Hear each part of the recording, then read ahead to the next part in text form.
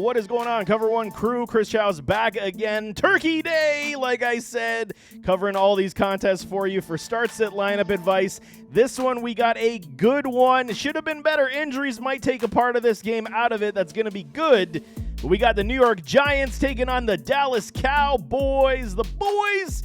And I mean, okay, this is going to be a very interesting contest. The Giants are losing players to injury. No more wide receiver room. We thought they had a big one.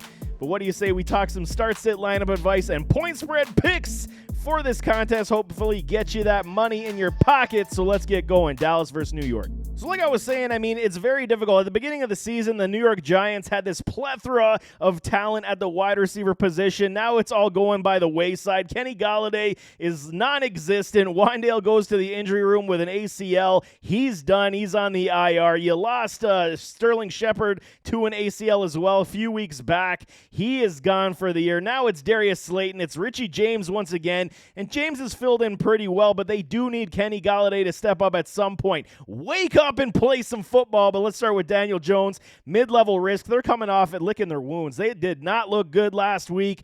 And I mean, excuse me, what was my biggest support of a Daniel Jones? Now we're going back to Danny Pennies. He's no longer Danny Dimes again. I mean, but it's not turning the ball over, being very safe with the ball, and that's what Brian Daboll has been instructing him to be this season. This has also helped and aided in their success, along with running the ball and playing sound defense. Daniel Jones was turning the ball over, could not get the ball to his wide receivers, and the run game was stuffed. So this is going to be the MO in this contest as well. Can they, keep possession of the ball, not turn it over, sustain drives, and run the ball efficiently? We shall see, but I'm giving Daniel Jones a mid-level risk after that thrashing he took last week. But Saquon needs a bounce back. I'm giving him a low risk. First bad game of the season last week for Saquon. I do believe that he does play a lot better versus Dallas Cowboys defense that is very strong and coming off a very good performance. I still believe Saquon's going to have a very good day. Matt Breida, high-level risk. He'll get his touches here and there. He is not fantasy viable, but Darius Slayton comes back to the good graces of default of target share coming his way. Pat to volume, pat to targets is always the preach for guys in an offense that doesn't have a lot of weapons. Slayton will be the guy installed likely as a wide receiver one, getting the majority of the target share. Mid-level risk only because he might see a lot of digs, and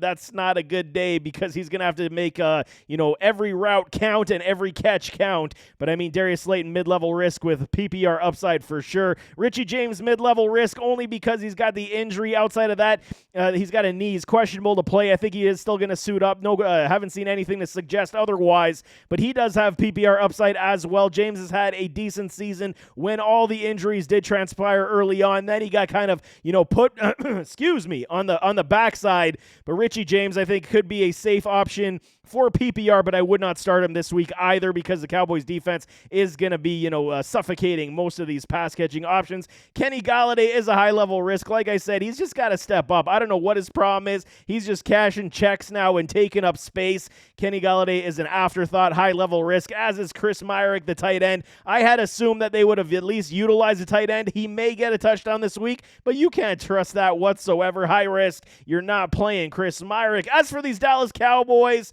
I mean, geez, man, you can say low risk, low risk, low risk, low risk. Dak, Zeke, Tony Pollard, and CeeDee Lamb, all low risk plays for me. You're firing up all these gentlemen. This offense is now running through this run game with Zeke and Pollard. They're gashing defenses. Defenses don't know how to play him right now. Dak looks efficient. He looks comfortable. He looks good. All low risk. CeeDee Lamb, again, low risk level play. Yes, the Giants defense does play good, but they're going to have their hands full once again with these Dallas Cowboys. Michael Gallup gets a high-level risk. There's just not enough balls to go around, along with a Noah Brown high-level risk. Not enough balls to go around for these two because now the run game is now the main piece of the puzzle as they work play-action pass, and they do feed a CeeDee Lamb, who is the wide receiver one. Such a great talent. Love me some CeeDee Lamb. Dalton Schultz does get a mid-level risk. Yes, the point productivity isn't there. Same level of saying not enough balls to go around, but he will have the touchdown upside as well. I do believe he finds his way back in the end zone, but there is a mid-level risk that he's only going to give you about 5-6 points,